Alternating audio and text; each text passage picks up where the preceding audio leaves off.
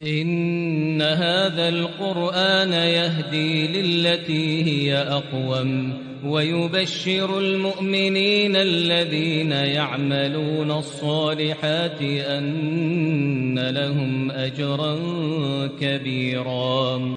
الحمد لله نحمده ونستعينه ونستغفره ونؤمن به ونتوكل عليه ونعوذ بالله من شرور أنفسنا ومن سيئات أعمالنا من يهده الله فلا مضل له ومن يضلله فلا هادي له ونشهد أن لا إله إلا الله وحده لا شريك له ونشهد أن محمدا عبده ورسوله.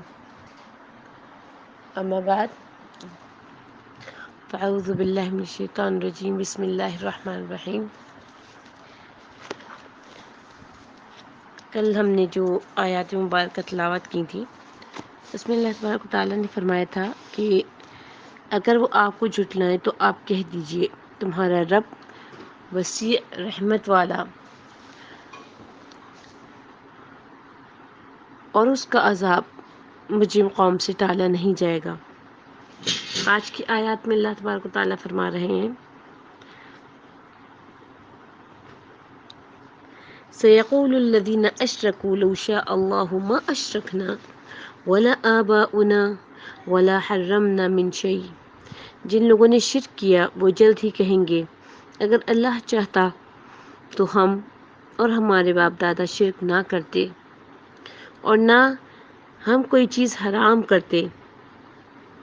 كَذَلِكَ كَذَّبَ الَّذِينَ مِنْ قَبْلِهِمْ حَتَّى ذَاقُوا بَأْسَنَا. اسی طرح ان لوگوں نے حق کو جھٹلایا جو ان سے پہلے تھے یہاں تک کہ انہوں نے ہمارا عذاب دیکھ لیا. قُلْ هَلْ عِنْدَكُمْ مِنْ عِلْمٍ فَتُخْرِجُوهُ لَنَا. کہہ دیجئے کیا تمہارے پاس کچھ علم ہے تو اسے ہمارے سامنے پیش کرو. إِن تَتَّبِعُونَ إِلَّا الظَّنَّ وَإِنْ أَنْتُمْ إِلَّا تَخْرُصُونَ. تم تو گمان ہی کی پیروی کیا کرتے ہو اور تم اٹکل پچو سے ہی کام لیتے رہتے ہو. قُلْ فَلِلَّهِ الْحُجَّةُ الْبَالِغَةُ. کہہ دیجئے پھر مضبوط دلیل تو اللہ ہی کی ہے. وَلَوْ شَاءَ لَهَدَاكُمْ أَجْمَعِينَ. لہٰذا اگر وہ چاہتا تو تم سب کو ہدایت دے دیتا. قُلْ هَلُمُّوا شُهَدَاءَكُمُ الَّذِينَ يَشْهَدُونَ. کہہ دیجئے تم اپنے گواہ لے آؤ جو اس بات کی گواہی دیں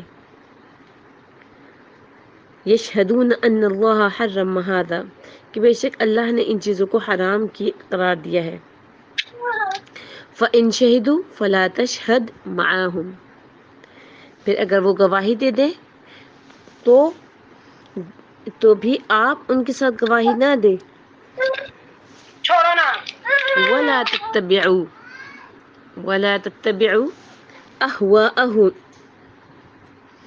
أَهْوَاءَ الَّذِينَ كَذَّبُوا بِآيَاتِنَا وَالَّذِينَ لَا يُؤْمِنُونَ بِالْآخِرَةِ وَهُمْ بِرَبِّهِمْ يَعْدِلُونَ.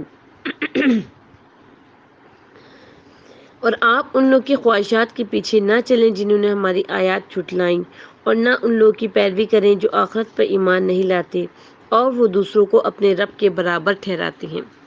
ان آیات میں سب سے پہلے تو ایک مغالطہ ہے اور اس کا رد ہے. یعنی یہ ایک مناظرہ ہے جسے اللہ تعالیٰ نے ذکر فرمایا ہے کہ اور ایک شبہ ہے جس کا مشرکوں نے اپنے شرک اور چیزوں کو حرام قرار دینے کے سلسلے میں سہارا لیا ہے. یعنی ایک شبہ، ٹھیک ہے نا. تو اللہ تعالیٰ کو ان کے شرک کا بھی علم ہے اور انہوں نے جن چیزوں کو حرام قرار دیا تھا ان کا بھی اللہ تبارک و تعالیٰ کو علم ہے. اور اسے تبدیل کر دینے کے پر بھی اللہ تعالیٰ کی قدرت ہے کہ وہ ہمیں ایمان الہام کر دیتا ہے اور ہمارے کفر کے مابین حائل ہو جاتا ہے، مگر اللہ تعالیٰ ان کی اس حالت کو تبدیل نہیں کرتا. اس سے کیا پتہ چلتا ہے کہ جو کچھ بھی ہو رہا ہے وہ سب کچھ اللہ تعالیٰ کی مشیت سے، اسی کے ارادے سے ہو رہا ہے اور وہ ہم سے راضی ہے. اس لیے اس نے مشرکوں سے کیا کہا کہ لَوْ شَاءَ اللَّهُ مَا أَشْرَكْنَا. اگر اللہ چاہتا تو ہم شرک نہ کرتے اور نہ ہمارے باپ دادا شرک کرتے اور نہ جو ہے وہ کسی چیز کو حرام ٹھہراتے. تو اللہ تعالیٰ کیا کہہ رہے ہیں وقالوا لو شاء الرحمن ما عبدناهم، اور کہتے ہیں کہ اللہ چاہتا تو ہم ان کو نہ جو ہے وہ نہ تو ہم کسی کا شریک ٹھہراتے اور نہ ہی ہم ان کو پوچھتے، یعنی بتوں کو پوچھتے. ٹھیک ہے، یعنی جو ارشاد باری تعالیٰ ہے اس میں کہ کذالک کذب الذین من قبلہم، اسی طرح ان لوگوں نے تکذیب کی، یعنی جھٹلایا. کس نے جھٹلایا؟ ان لوگوں نے جھٹلایا جو ان سے پہلے تھے، یعنی اسی شبہ کی بنیاد پر ان سے پہلے لوگ بھی گمراہ ہوئے. حالانکہ محض جو ہے وہ ایک بودھی سی اور بالکل ہی باطل دلیل ہے، اور ان کی یہ دلیل اگر صحیح ہوتی تو اللہ تعالیٰ انہیں عذاب کیوں دیتا، انہیں تباہ و برباد کیوں کرتا، اللہ تعالیٰ ان کے مقابلے میں اپنے رسولوں کو فتحیاب کیوں کرتا اور مشرکوں سے دردناک انتقام کیوں لیتا. تو اللہ تعالیٰ تمہارے قل هل عندکم من علم، کہہ دیجئے کہ تمہارے پاس کچھ علم ہے کہ اللہ تعالیٰ تمہارے ان حالات کی وجہ سے تم سے راضی ہے. فَتُخْرِجُوهُ لَنَا، تو اسے ہمارے سامنے نکالو، دکھاؤ، ظاہر کرو. لیکن تم کیا اپنے صرف بس خیالوں کے پیچھے چلتے رہتے ہو. جو تم نے خیال سوچا ہے کہ یہ ایسا ہوگا تو بس اس کے پیچھے ہی چلتے رہتے ہو، سوچتے ہو کہ ہاں یہ جو میں نے سوچا ہے یہ بالکل ٹھیک ہے، یہ ایسے ہی ہے. تو جب یہ باطل خیال انسان کے ذہن میں آ جاتا ہے، اور اکثر لوگوں کے ذہن میں یہ والا خیال آتا ہے کہ اگر اللہ تعالیٰ چاہتا تو ہم یہ کام کرتے ہی نہیں. تو چونکہ اللہ تعالیٰ چاہتا تھا، چونکہ ہمارے اس کام میں بھلائی تھی، تو اس لیے جو ہے وہ اللہ تبارک و تعالیٰ نے ہم سے یہ کام کروایا. ٹھیک ہے نا. تو اس لیے جو ہے وہ اپنے آپ کو جو ہے وہ بری الذمہ قرار دے دیتے ہیں، یعنی ساری ذمہ داری اپنے سے ہٹا کر اللہ پہ ڈال دیتے ہیں. ٹھیک ہے، یہ بھی مشرکین کا کیا ہے کہ مشرکین کا عمل ہے، برائی کی، غلطی کی، گناہ کی ذمہ داری خود قبول نہیں کرنا. آج بھی کچھ لوگ یہ کہتے ہیں نا کہ اگر اللہ چاہتا تو ہم بھی نماز پڑھتے، ہم بھی دین میں ہوتے، حالانکہ اللہ سبحانہ و تعالیٰ کسی کے لیے بھی گمراہی نہیں چاہتا. ہاں، اللہ تعالیٰ نیکی کے راستے اس کے لیے آسان کرتا ہے، نماز پڑھنا اس کے لیے آسان کرتا ہے، اس کے اندر خشوع ہوتا ہے، عاجزی ہوتی ہے. ایسی ہی باتیں بنا کر اس سے پہلے کے لوگوں نے بھی حق کو جھٹلایا، یہاں تک کہ آخرکار اللہ تبارک و تعالیٰ کے عذابوں کا مزہ انہوں نے چکھا. تو یہ جو کہا جا رہا ہے نا کہ فَتُخْرِجُوهُ لَنَا، کہہ دیجئے کہ اگر تمہارے پاس کوئی دلیل ہے تو کوئی علم ہے تو ہمارے سامنے اس کو پیش کرو. تم تو صرف محض گمان پہ چل رہے ہو، یعنی اس علم کی کوئی بنیاد نہیں ہے. جیسے کہ پارہ، یہ جو سپارہ جب شروع ہوا تھا تو اس کے حق کی جو سورسز ہیں اس کے بارے میں بات ہوئی تھی کہ حق کے جو سورسز ہیں وہ کیا ہے، قرآن و سنت ہے. ٹھیک ہے نا. حق معلوم ہے، لیکن جو لوگ حق کو پہچانتے نہیں ہیں یا پہچاننا چاہتے ہی نہیں ہیں، اپنی خواہشات کی پیروی کرتے رہتے ہیں، ان کے سامنے آپ کتنی بھی دلیلیں دے دیں، کتنی بھی آیتیں رکھ دیں، وہ جو ہے وہ حق کو سمجھتے ہی نہیں ہیں. ٹھیک ہے، یعنی پھر وہ حق کو پہچان ہی نہیں رہے ہوتے. جب وہ حق کو پہچان ہی نہیں رہے ہوتے تو پھر کیا ہوتا ہے، وہ اپنے جو گناہ ہیں اس کا جو ذمہ دار ہے وہ کس کو ٹھہرا رہے ہوتے ہیں کہ اللہ تعالیٰ کو، نعوذ باللہ، کہ اگر اللہ چاہتا تو ہم یہ کام کرتے ہی نہیں. تو اللہ تبارک و تعالیٰ فرما رہا ہے قُلْ فَلِلَّهِ الْحُجَّةُ الْبَالِغَةُ وَلَوْ شَاءَ لَهَدَاكُمْ أَجْمَعِينَ، کہہ دیجئے کہ اللہ ہی کی حجت غالب ہے، اگر وہ چاہتا تو تم سب کو ہدایت دے دیتا. اللہ تعالیٰ اپنے نبی کریم صلی اللہ علیہ وسلم سے فرما رہا ہے کہ اے محمد آپ ان سے کہہ دیں کہ اللہ تعالیٰ جسے ہدایت سے نوازنا چاہے اسے ہدایت دیتا ہے، جسے گمراہ کرنا چاہے اسے گمراہ کرنے میں اس کی حکمت تامہ اور حجت بالغہ کار فرما ہے. اور اگر وہ چاہتا تو اپنی قدرت سے، مشیت سے، اختیار کے ساتھ تم سب کو ہدایت عطا فرما دیتا، مگر وہ مؤمنوں سے راضی اور کافروں سے ناراض ہے. جیسے کہ اللہ تعالیٰ نے فرمایا نا وَلَوْ شَاءَ اللَّهُ لَجَمَعَهُمْ عَلَى الْهُدَى، اور اگر اللہ تعالیٰ چاہتا تو ان سب کو ہدایت پر جمع فرما دیتا. ایک اور جگہ فرمایا اور اگر آپ کو پروردگار چاہتا تو جتنے لوگ زمین میں ہیں سب کے سب ہی ایمان لے آتے. ایک اور جگہ فرمایا اور اگر آپ کا پروردگار چاہتا تو تم تمام لوگوں کو ایک ہی جماعت کر دیتا، لیکن وہ ہمیشہ اختلاف کرتے رہیں گے مگر جن پر آپ کا پروردگار رحم کرے، اور اسی لیے تو اس نے ان کو پیدا کیا ہے اور آپ کے پروردگار کا قول پورا ہو گیا کہ میں دوزخ کو جنوں اور انسانوں سے بھروں گا. یعنی آزمائش کے لیے اللہ تبارک و تعالیٰ نے ہماری آزمائش کرنے کے لیے اس دنیا میں بھیجا ہے کہ کون اللہ تعالیٰ کے مطابق کیسے چلتا ہے اور کون اس دین کے خلاف جاتا ہے. تو امام ضحاک فرماتے ہیں کہ جو شخص اللہ تعالیٰ کی نافرمانی کرتا ہے اس کے پاس قطعاً کوئی دلیل نہیں ہے. ہاں البتہ اللہ تعالیٰ کے پاس اپنے بندوں کے خلاف بہت مضبوط و مستحکم دلائل موجود ہیں. آگے اللہ تعالیٰ فرما رہے ہیں کہ کہہ دیجیے کہ اپنے گواہوں کو لے آؤ جو بتائیں کہ اللہ تعالیٰ نے یہ چیزیں حرام کی ہیں. یعنی اپنے گواہوں کو حاضر کرو جو یہ گواہی دے کہ ان چیزوں کو اللہ تعالیٰ نے حرام قرار دیا ہے جن کی حرمت کی ازرائے کذب اور افتراء تم نے اللہ تعالیٰ کی طرف نسبت کی ہے. پھر اگر وہ آ کر گواہی دیں تو آپ ان کے ساتھ گواہی نہ دیں کیونکہ اس حالت میں تو ان کی گواہی محض جھوٹی گواہی ہوگی. یعنی وہ تو جھوٹ بول کے چلے جائیں گے. تو پھر آپ صلی اللہ علیہ وسلم سے کیا کہا جا رہا ہے کہ آپ ان کے ساتھ گواہی نہ دیں اور نہ ان کی خواہشوں کی پیروی کریں جو ہماری آیتوں کو جھٹلاتے ہیں اور جو آخرت پر ایمان نہیں لاتے اور بتوں کو اپنے پروردگار کے برابر ٹھہراتے ہیں یعنی اس کے ساتھ شرک کرتے ہیں اور لوگوں کو اس کا ہمسر بتاتے ہیں. تو وہ چیزیں جو ہے وہ اس چیز کی آپ صلی اللہ علیہ وسلم نے گواہی نہیں دینی ہے. ٹھیک ہے.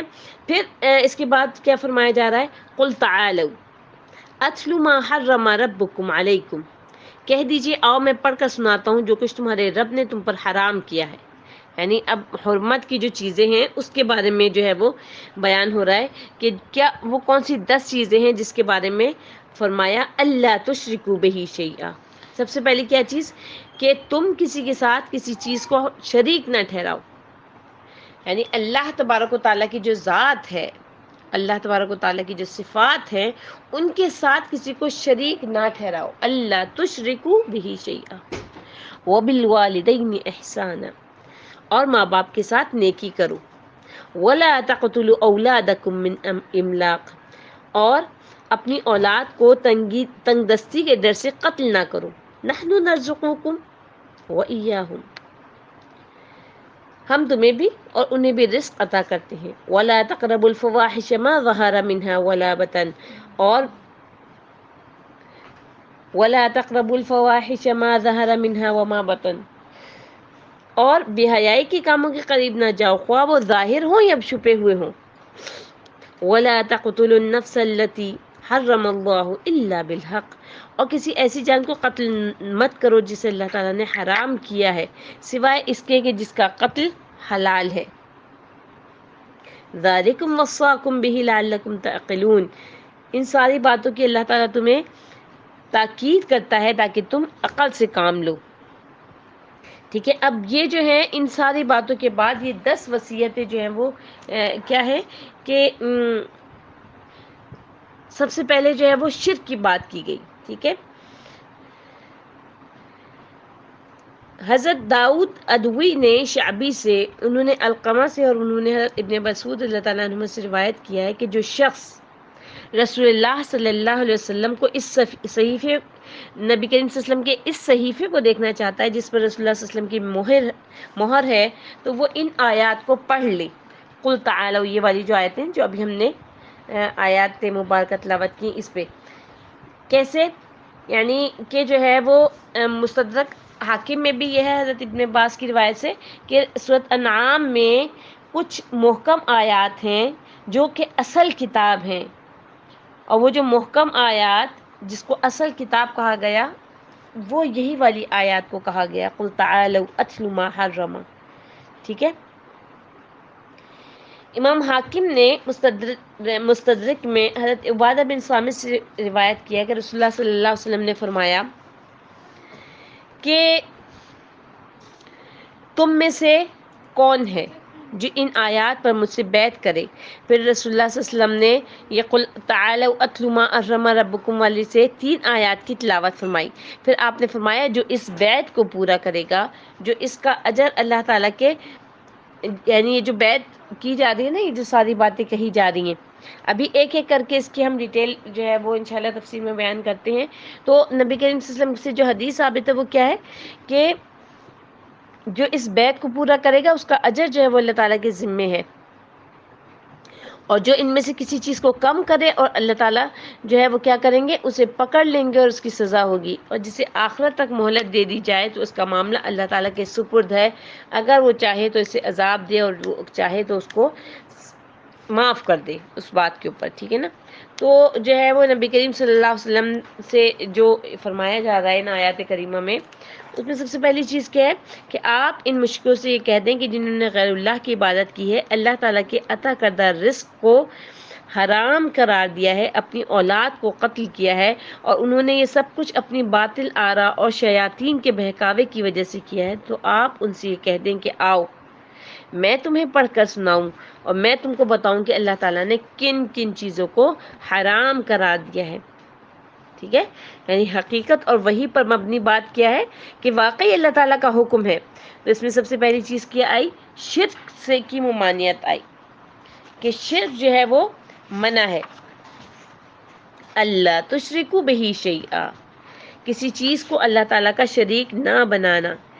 اچھا یہاں جو ہے وہ سیاق کلام جو ہے وہ کس بات پہ دلالت کر رہا ہے کہ اللہ تعالیٰ نے تمہیں اس بات کی وصیت کی ہے کہ کسی چیز کو اس کا شریک نہ بنانا۔ اسی وجہ سے جو ہے وہ آیت کریمہ میں جو اللہ تعالیٰ نے الفاظ استعمال کیے وہ کیا ہے، ذالکم وصاکم بہ لعلکم تعقلون، ان باتوں کی وہ تمہیں تاکید کرتا ہے تاکہ تم سمجھو۔ صحیح بخاری و مسلم میں حضرت ابو ذر رضی اللہ تعالیٰ عنہ کی حدیث میں ہے کہ رسول اللہ صلی اللہ علیہ وسلم نے فرمایا، میرے پاس جبرائیل علیہ السلام آئے اور انہوں نے مجھے یہ بشارت دی کہ آپ کی امت میں سے جو شخص اس حال میں فوت ہو کہ وہ اللہ کے ساتھ کسی کو شریک نہ بناتا ہو، وہ جنت میں داخل ہوگا۔ میں نے کہا خواہ وہ زنا اور چوری کرتا ہو؟ جبرائیل علیہ السلام نے جواب دیا ہاں، خواہ وہ زنا اور چوری کرتا ہو۔ میں نے کہا خواہ وہ زنا اور چوری کرتا ہو؟ جبرائیل علیہ السلام نے جواب دیا ہاں، خواہ وہ زنا اور چوری کرتا ہو۔ میں نے کہا خواہ وہ زنا اور چوری کرتا ہو؟ جبرائیل علیہ السلام نے تیسری دفعہ کیا کہا؟ ہاں، خواہ وہ زنا اور چوری کرتا ہو اور اگر شراب بھی پیتا ہو، ٹھیک ہے۔ اور اسی طریقے سے حضرت ابو ذر غفاری کی ایک اور روایت ہے کہ رسول اللہ صلی اللہ علیہ وسلم نے فرمایا، یہ جو ہے یہ والی حدیث جو ہے وہ حدیث قدسی ہے، کیا فرمایا، اے ابن آدم، بے شک تو جب تک مجھ سے دعا کرتا رہے گا اور مجھ سے امید لگائے رکھے گا میں تجھے معاف کرتا رہوں گا، خواہ تیرے کیسے بھی گناہ ہوں، اور مجھے کوئی پرواہ نہیں کہ اگر تو میرے پاس زمین بھر کر گناہ لے کر آئے تو میں تیرے پاس اتنی ہی بلندیوں کو، اگر تو میرے پاس زمین بھر کر گناہ لے کر آئے تو میں تیرے پاس اتنی ہی بخشش لے کر آؤں گا، بشرطے کہ، یعنی شرط کیا ہے، کس چیز کی شرط، کسی چیز کو میرا شریک نہ بنایا ہو تو نے، اگرچہ تو اس قدر گناہ کرے کہ تیرے گناہوں کے انبار آسمانوں کی بلندیوں کو چھونے لگے، یعنی آسمان کو چھونے لگے، اتنے گناہ ہوں، پھر تم مجھ سے معافی مانگے تو میں تجھے معاف کر دوں گا، ٹھیک ہے۔ تو یہ جو شرک والی چیز ہے، اس چیز سے آپ یہ دیکھیں اللہ تعالیٰ نے قرآن مجید میں بھی کیا فرمایا کہ ان اللہ لا یغفر ان یشرک بہ ویغفر ما دون ذلک، اللہ اس گناہ کو نہیں بخشے گا کہ کسی کو جو ہے وہ اس کا شریک بنا لیا جائے، اور اس کے سوا اور گناہ جس کو چاہے گا وہ بخش دے گا۔ تو صحیح مسلم میں حضرت ابن مسعود رضی اللہ تعالیٰ عنہ سے روایت ہے کہ جو شخص اس حال میں فوت ہوا کہ وہ اللہ کے ساتھ شرک نہ کرتا تھا تو جنت میں داخل ہوگا، ٹھیک ہے۔ اب بظاہر تو ایسے سمجھ میں آتا ہے کہ ہم جو ہے وہ شرک نہیں کرتے ہیں، لیکن پیاری بہنوں اس بات کو اپنے ذہن میں رکھا کیجئے، اس بات کو یاد رکھا کیجئے کہ شرک کے لیے کیا فرمایا کہ شرک جو ہے وہ اتنی باریک چیز ہے کہ جیسے تلوار کی دھار کی ہوتی ہے، اس طریقے سے وہ باریک ہے کہ نہیں سمجھ میں آتا انسان کو۔ ہم تو ایسے سمجھ رہے ہوتے ہیں نا کہ ہاں ہم اللہ تعالیٰ کے ساتھ بتوں کو شریک نہیں کر رہے، اس کا مطلب ہم مشرک نہیں ہیں۔ اور اسی طرح سے نبی کریم صلی اللہ علیہ وسلم نے جو شرک کی مثال دی ہے، وہ شرک کی مثال کیا دی ہے کہ ایک ایسا کالا پتھر جو کہ اندھیرے میں ہو اور اس پر جو ہے وہ کالی چوٹی چل رہی ہو، تو رات کے اندھیرے کی وجہ سے اور چوٹی کے کالے ہونے کی وجہ سے اور پتھر کے کالے ہونے کی وجہ سے وہ کسی کو نظر نہیں آئے گی، ایسے شرک کا پتہ ہی نہیں چلتا کہ ہم کہاں کہاں پر شرک کر گزرتے ہیں۔ یہ تو ابھی یہ جو 10 چیزیں ہیں اس میں سے سب سے پہلی چیز ہے، انشاءاللہ اس ہر ایک کی انشاءاللہ ڈیٹیل میں جو ہے وہ اس کی تفسیر بیان کی جائے گی۔ تو جو شرک ہے اس سے متعلق کیا چیز اپنے ذہن میں رکھنی ہے آپ نے، کہ اگر آپ یہ سمجھ لیجئے کہ اگر آپ یہ سمجھتے ہیں کہ آپ نے کوئی دوائی استعمال کی ہے، کوئی چیز استعمال کی ہے اور آپ کو شفا ہو گئی ہے، اور آپ لوگوں کو بتاتے پھرتے ہیں کہ میں نے پیناڈول لی تھی اس لیے میرے سر کا درد چلا گیا، میں نے فلانی دوائی استعمال کی تھی اس لیے میں صحیح ہو گئی، میں فلاں ڈاکٹر کے پاس گئی تھی اس لیے مجھے شفا ہو گئی۔ اگر آپ یہ سمجھتے ہیں کہ اس پیناڈول کی وجہ سے، اس حکیم کی وجہ سے، اس کام کی وجہ سے آپ کو شفا ہوئی، تو یہ بھی شرک ہے، یعنی آپ اللہ تعالیٰ کے ساتھ کسی کو شریک کر رہی ہیں۔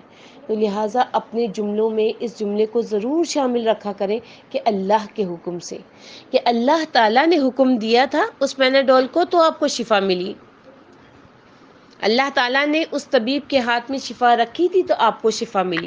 جب آپ یہ کہہ دیتے ہیں نا، جملہ ادا کر دیتے ہیں، آپ کے خود بخود آپ کا کانسیپٹ کلیئر ہو جاتا ہے، خود بخود جو ہے وہ آپ جو ہے آپ کے ذہن میں یہ چیز آ جاتی ہے کہ ہاں، یعنی اگر اللہ کا حکم نہیں ہوتا تو مجھے یہ شفا ملتی ہی نہیں۔ ٹھیک ہے، تو یہ ایک معمولی سی مثال ہے۔ ٹھیک ہے، تو اسی طریقے سے ہم صبح شام کی دعاؤں میں بھی اکثر پڑھا کرتے ہیں کہ اللہ تعالیٰ ہم آپ سے اس شرک کی بھی معافی مانگتے ہیں جو ہم جان بوجھ کر کریں، اور اس کی بھی جو انجانے میں سرزد ہو جائے۔ اب یہ جیسے میں نے بھی آپ کو بتایا نا، چھوٹی سی ایک مثال دی ہے، اب یہ تو ہم سے انجانے میں سرزد ہو رہا ہے نا، اور ہمیں پتہ ہی نہیں ہے، ہم تو سکون سے اس بات میں کہ نہیں ہم تو شرک کر ہی نہیں رہے۔ تو یہ جو انجانے والا شرک ہے نا، یہ بڑا خطرناک ہے۔ تو اللہ تعالیٰ سے دعا ہے، حتیٰ کہ میں کچھ دنوں پہلے ایک لیکچر سن رہی تھی، اس میں انہوں نے کہا کہ جو ہے اگر آپ کسی سے کوئی کام کہتے ہیں، ایک دفعہ کہتے ہیں اس کے بعد دوبارہ کہتے ہیں، اور آپ سمجھتے ہیں کہ وہ شخص ہی وہ کام کر سکتا ہے، تو پھر یہ بھی شرک ہے۔ آپ اللہ تعالیٰ کے حوالے کر دیں، اپنے کاموں کو اللہ تعالیٰ کے حوالے کر دیں، اور پھر اس کے بعد جو ہے وہ اللہ تعالیٰ آپ کو بندوں سے بے نیاز کر دے گا۔ ٹھیک ہے، تو یہ چیز ہے نا کہ ہم یہ سمجھتے ہیں کہ فلانا ہی یہ کام کر سکتا ہے، یا کچھ لوگوں کا یہ کانسیپٹ ہوتا ہے کہ فلانا پیر کے پاس ہم جائیں گے تو ہمارے جو ہے جتنے بھی ہمارے ساتھ مسئلے مسائل ہیں اس کا حل ہو جائے گا۔ یہ تمام سوچیں غلط ہیں۔ صرف اللہ تعالیٰ سے ڈائریکٹ کانٹیکٹ رکھیں، اسی سے ڈائریکٹ ہاتھ اٹھا کے دعائیں کریں، اسی کے آگے جھکیں اور اسی کو اپنا سب کچھ سمجھیں۔ پھر آپ دیکھیے گا کہ کس طریقے سے اللہ تبارک و تعالیٰ آپ کی مدد کرتے ہیں، اور اس چیز کو واضح طور پر آپ کو دکھاتے بھی ہیں۔ اللہ تعالیٰ واضح طور پر آپ کو اپنی نشانیاں بھی دکھائیں گے پھر۔ ٹھیک ہے، تو اللہ تعالیٰ سے دعا ہے انشاءاللہ اس کی آیت کو جو ہے وہ ہم ہفتے کے دن انشاءاللہ مکمل کریں گے۔ اللہ تبارک و تعالیٰ سے دعا ہے کہ اللہ تعالیٰ ہم سب کو شرک سے بچا لے۔ اتنی بڑی یہ چیز ہے کہ اللہ ہم وہ تمام چیزیں جو انجامنے میں ہم سے سرزد ہو جاتی ہیں، ہمیں نہیں پتہ چلتا، یا اللہ ہم اس کی آپ سے معافی مانگتے ہیں، اور آپ ہمیں ہدایت عطا فرما دیجئے کہ ہم ہر قسم کے شرک سے پاک ہو جائیں۔ سبحان ربک رب العزت عما یصفون وسلام علی المرسلین والحمد للہ رب العالمین۔ السلام علیکم ورحمۃ اللہ وبرکاتہ۔